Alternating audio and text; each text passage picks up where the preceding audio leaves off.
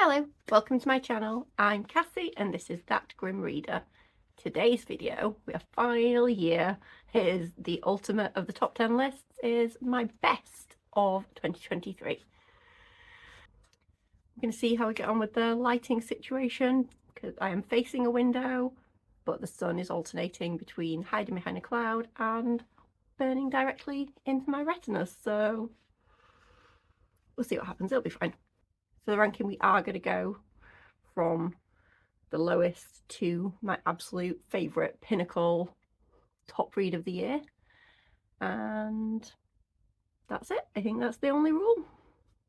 So let's get cracking.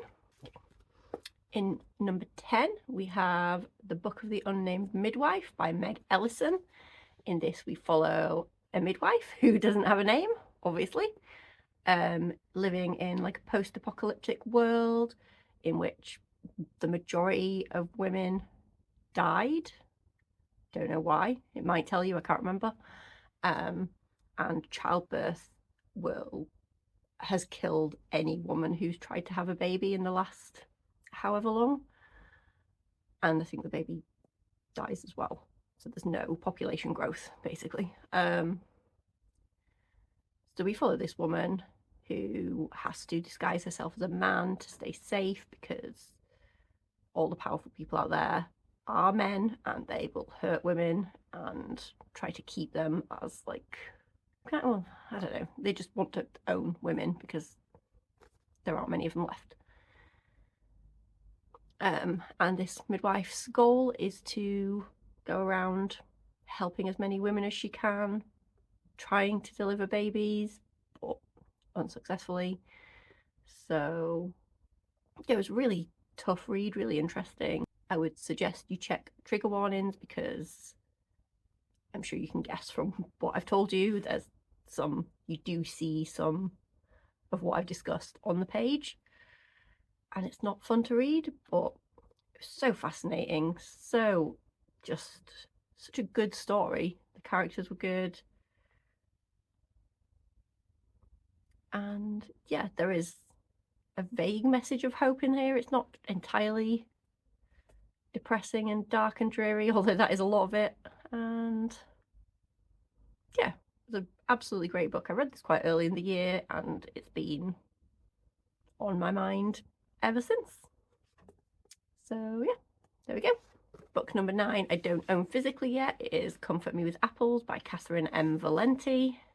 We follow Sophia, who has married this guy, and all she can say is, he's perfect for me, I was made for him. And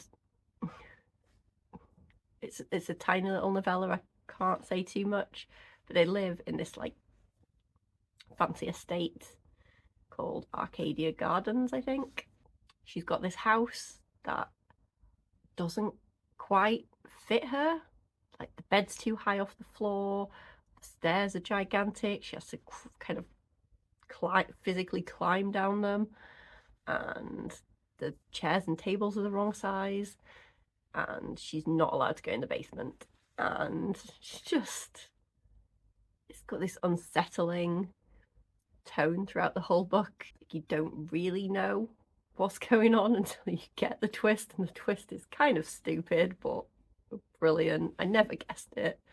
I should have, probably, but it was so fun. It's just a really, really good fun time.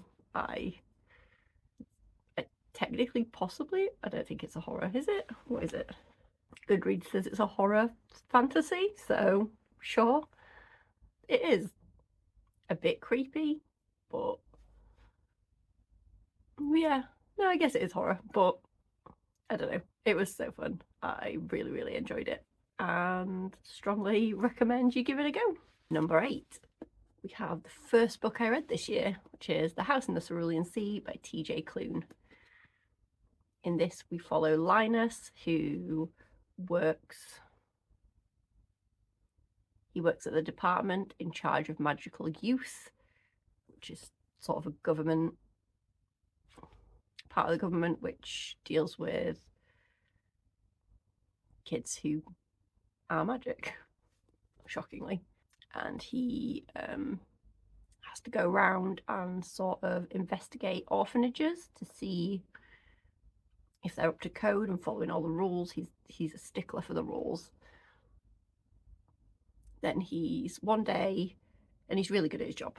One day he's summoned by extremely upper management to go live in this little house with a group of magical kids, one of which is the Antichrist. And it's Linus's job to decide whether this Antichrist kid is going to end the world, basically. So Linus goes and stays there for a couple of weeks. He gets to know all the kids. He gets to know Arthur, the guy running the orphanage, and it's just lovely. It's a little found family, magical situation. There's a little bit of romance in there. It was just a cozy, lovely start to the year, and I have read books that I've enjoyed more since this one, but it started off the year so perfectly. It had to go on there. It's great. It's lovely. Read it if you have. I know everyone else has already read it, but if you haven't, give it a shot because it's just so nice. Number 7, we have a very recent addition to the list. This is Monstrilio by Gerardo, Samano, Cordova. There's a young boy who when he was born, he was told he would barely live any amount of time at all. He would have low quality of life. He only had one lung, and that lung was very poorly formed. He struggled to do physical stuff. And he lives to be like 10 or 12 or something. And then at the very beginning of the book, he dies. And we follow the characters around him as they are dealing with the loss of this kid and the grief. The first quarter of the book, we follow Magos, who is the kid's mum, Santiago's mum, and once he dies, she cuts him open, steals a bit of his lung, and feeds it, because there's an urban legend, like a folk tale or something, saying that if you take a part of someone and feed it, it will grow into another person. So she's like, yeah, let's do that. So she feeds this lung and it starts growing. And I won't say anything more than that. But yeah, there's 4 different POVs, and each one is a quarter of the book. We don't alternate, it's just the first quarter is Magos, the second quarter is the dad, whose name I can't remember right now. No, it isn't. Second quarter is Leah, who is Magos' best friend. And then there's 2 others. But yeah, it was so good. I enjoyed the first and the last point of view the best, but the middle 2 were good as well. I love a book about grief. I love a horror book in general, so this was just, it was perfect for me. Not perfect objectively. Yeah, I don't really know what else to say. It was brilliant. I feel like quite a lot of people have actually been reading this recently, which is great. It's dark. It's a little bit gruesome. It's great. What more do you need from me? Just read the book. It's really, really good. Okay, number 6, we have another book that I don't own physically yet, but I will buy it. It's just so expensive for a tiny book. Anyway, it is Lost in the Moment and Found by Seanan McGuire. This is book 8 in the Wayward Children series, I believe. In this we follow Antsy as she goes to the shop of lost things. I can't remember the exact terminology. The whole series is set in a world where children will find these magical doors to portal worlds which are perfect for them. So there's like Narnia or Alice going down the rabbit hole or whatever, there's doors. And these kids will go to their perfect worlds, and then at some point they will leave. And when they leave, they usually can't cope with life back in the real world. So they get sent to Eleanor West's school for wayward children. And there the first book was set in the school, and every alternating book is also set in the school, but the ones in between are set in the portal world, and they're my favourite. So this one is set in a portal world, and it's one of my I don't know if it's my favourite, but it's definitely in my top 3. I love this so much. The beginning is quite dark and difficult to read. There is a author's note right at the beginning warning that it's going to be dark, but that the character's going to get out of the situation before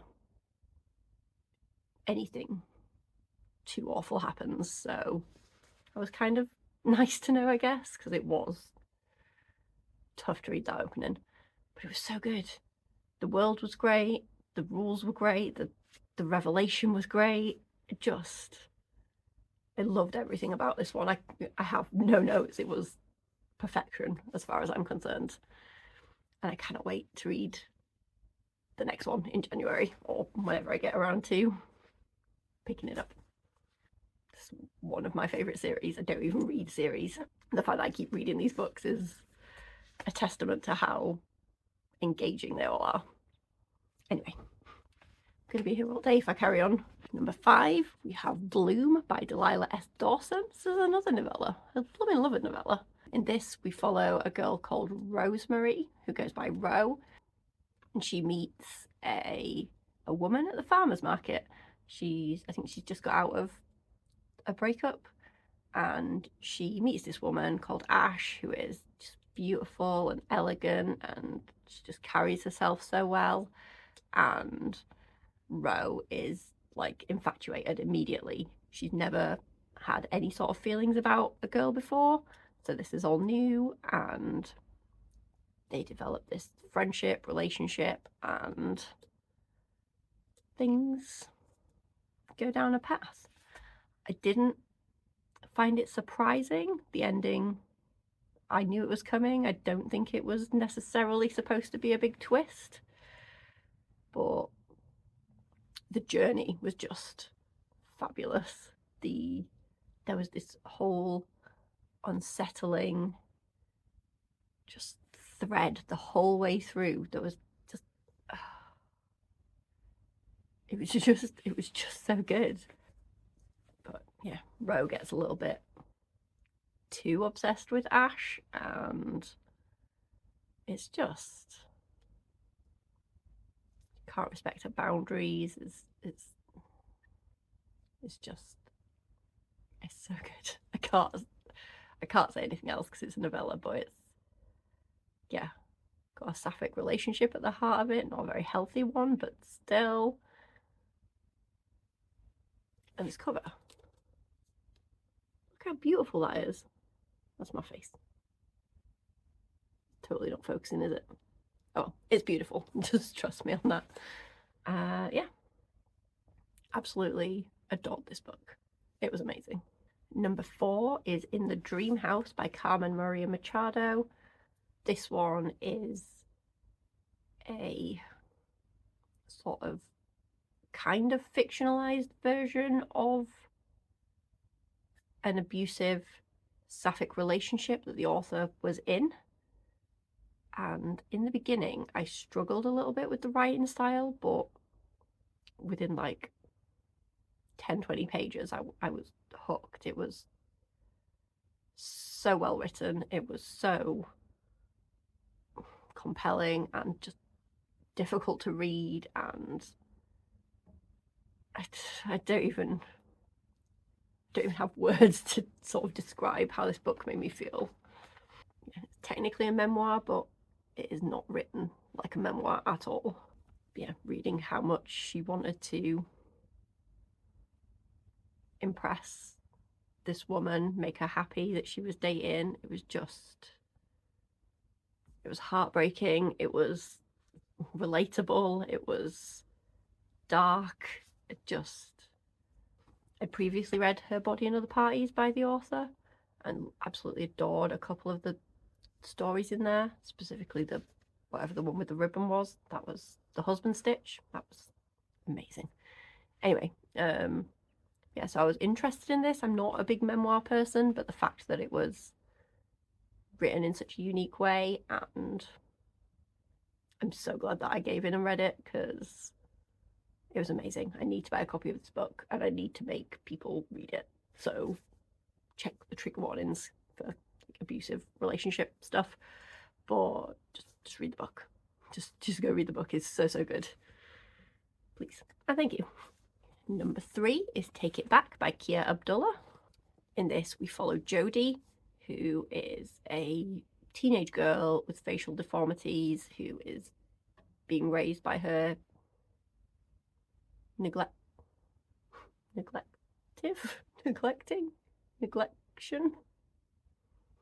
What is that word? She's been raised by a mother who is alcoholic and neglects her and just doesn't care about her at all. She accuses 4 Muslim boys who are like well educated and well respected. She accuses the 4 of them of raping her in a barn or an old house or something. Anyway, that's not important. In this we follow like from the perspective of I think she's a social worker who is working with Jodie and helping her get through it, and a lot of this is the court case, which I thought would be so boring, but it really wasn't. It was so interesting. It was, yeah, if this is what a courtroom thriller is, then I want to read more courtroom thrillers because it was just spectacular. I read this entire book. It's an actual full-length book, I know, in a day because I couldn't put it down. I needed to know what was happening. This was during my 30 books in 30 days challenge thing, and again, I read this in a day. I couldn't not. Yeah, you don't. Both the set of boys and Jodie give you reasons to doubt them, which it's just so good. Don't entirely know if anyone's telling the truth. You don't know until the very end what is going on, and it was great. I think there's a sequel following. What is the woman called? Following the social worker lady, anyway. You do get a bit of her life and backstory and stuff, which I didn't love that much. It was fine. It didn't detract from the story, but that's why it's probably not number 1, because there are little niggly things that stopped it from being like complete perfection in my eyes. But I'm interested to read the next one to see what it is, and just anything else by this author. If you've read anything by this author apart from this that you would recommend, let me know, because I don't really know where to start. She's got a few. But yeah, this was amazing. Obviously check trigger warnings because it is going over, like, they are reliving what happened during the alleged rape, and it is not fun to read. So yeah, be careful, but go into it knowing what you're in for, and it is just so good. My voice is going from talking too much. Need a little tea break.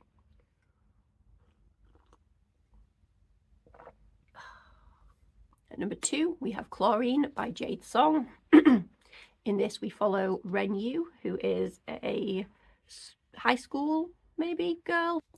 She's a swimmer, and her entire life revolves around swimming. She's so shiny.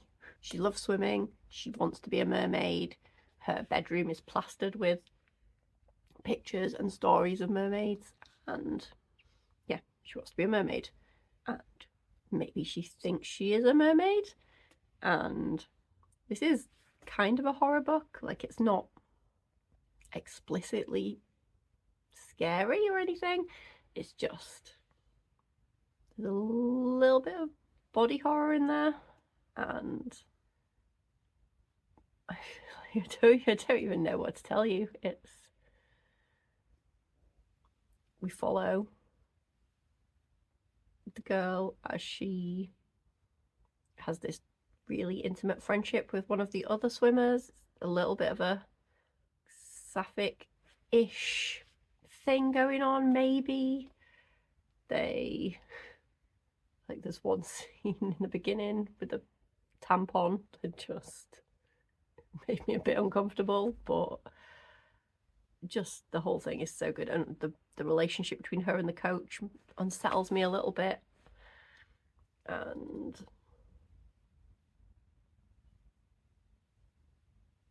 the cover's just beautiful. I just could stare at it all the time. I only just noticed the little hand. Mermaids swim in chlorine, thrive in locker rooms. Mermaids are not born, we are made. That's just what the back says. Yeah, I didn't say it's a coming of age book. Like, that's the primary what this is. We follow this girl, try to figure out who she is, and who she is a mermaid, obviously. And I'm going to read the last little bit of the blurb to you because, yeah. Wren dreams of the scent of chlorine, the feel of it on her skin. She aches to be in the water, and she will do anything she can to make a life in the freedom of its depths. No matter the pain, no matter what anyone thinks, no matter how much blood she has to spill. Enthralling and visceral, this is an unforgettable vision of adolescence in all its horrific glory. Like, that last line sums up how I feel about this book. I should have just said that. Enthralling and visceral, like it is. The bits of horror and stuff that you do get are so visceral. And I was definitely enthralled. And being a teenager is horrific. So when I said this isn't really a horror book, I take it back, because it's all about the horrors of navigating life as a teenage girl. And yeah, why would you not rather be a mermaid? Because being a teenage girl sucks. It was amazing. I'm going to show up now because I've been talking about it forever. I'm not very coherently, but it was so good. If you're even slightly interested, give it a shot because it's amazing. And finally, if you've watched some of my videos before, you probably won't be surprised by what number 1 is, but had to be true to myself. And number 1 is Tender is the Flesh by Agustina Bazterrica. What can I even say about this book?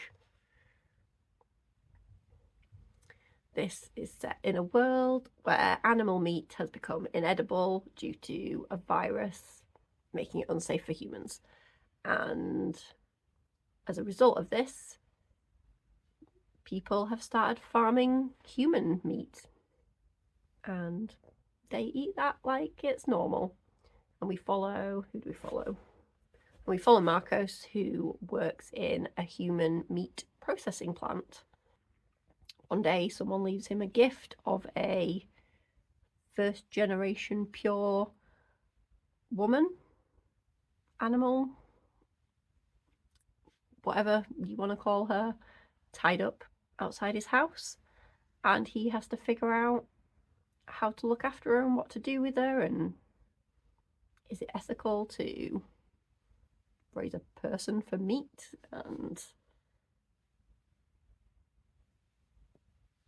yeah, I think the people who are being raised to be meat, they aren't people.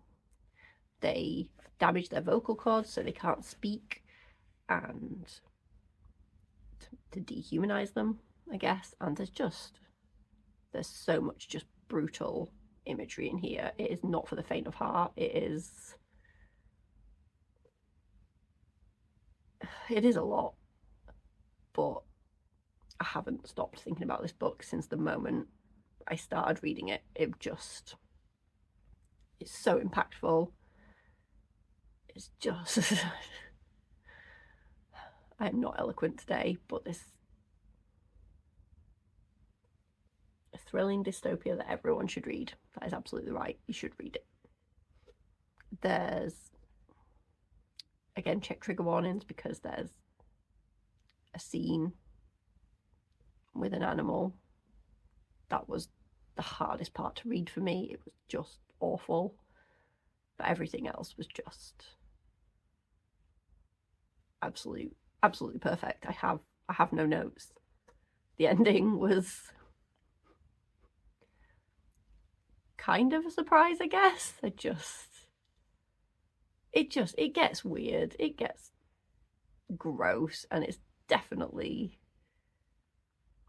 no, people make choices, and I'm not happy with the choices that are made in this book from the characters, but it makes for a good story. And yeah, this is probably gonna remain one of my favorite books of all time.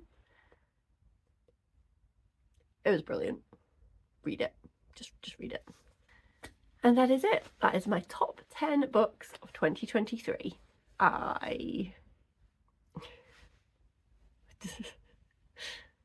What is your favourite book that you read this year? Or have you read any of these and you think they're great or you think they're crap?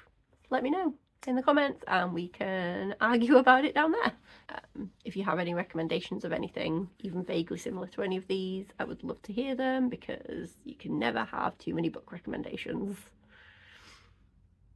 I hope you all had a fantastic 2023, and I'm looking forward to see what next year brings in terms of reading. Thank you for watching, and I'll see you in the next one.